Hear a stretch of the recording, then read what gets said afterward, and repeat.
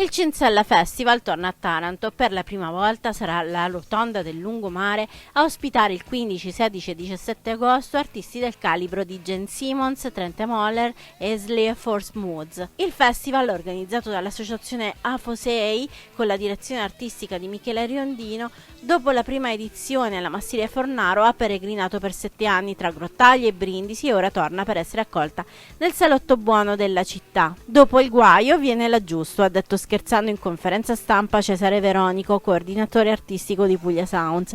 Infatti, a causa dei problemi strutturali riscontrati dall'autorità di sistema portuale del Mare Adriatico, il capannone ex Montecatini, dove negli ultimi anni si era tenuto il festival, non risulta al momento agibile e disponibile per la realizzazione del Cinsella. Così Afosei ha preferito la rotonda, come ci racconta Gianni Raimondi, il presidente dell'associazione culturale. Noi siamo di Taranto, tutto quello che facciamo è per valorizzare la nostra città, quindi il fatto di tornare a Taranto e in un luogo importante come la rotonda di lungomare, che grazie al Medimex ormai è diventato uno dei luoghi simboli della musica internazionale in Italia, e non può che farci piacere. Noi eravamo veramente emozionati quando abbiamo dato questa notizia.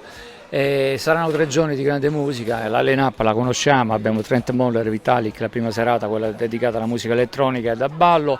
Si parte tutto rock il 16 con Gene Simmons, il mitico bassista dei Kiss, che avrà in apertura Wolf Mater, una band eccezionale. Si chiude con l'hip hop punk, se possiamo etichettarlo in questa maniera, di Sleaford Mods e di Big Special. Quindi un cast veramente internazionale, sono tutte date in esclusiva per l'Italia, per il Sud e per la Puglia. E un assaggio l'avremo dopo il concerto degli Smile. Abbiamo questa grande festa di apertura del Cinsella a Spazio Porto in esterno con Leroy Tornil, l'ex dei Prodigy, un grande DJ set e tantissime sorprese.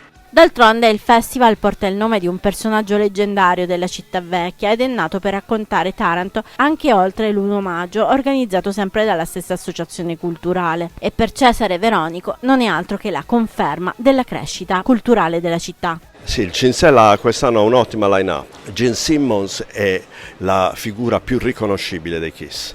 Viene con una band di giovani musicisti che suonano meglio degli altri Kiss. Lui inanella tutte le hits che compongono il concerto di Kiss. Il concerto è una bomba. Poi ci sono gli Sleaford Mods, che è uno dei gruppi preferiti di Iggy Pop, insomma beniamino del Medimex.